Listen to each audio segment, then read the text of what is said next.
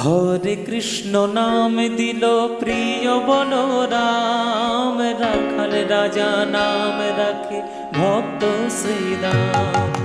হরে কৃষ্ণ নাম দিল প্রিয় বলরাম, রাখাল রাজা নাম রাখে ভক্ত শ্রীরাম। যশোদা জননী বলে জাদু বাছা ধন, যশোদা জননী বলে জাদু বাছা ধন। অষ্টতর শত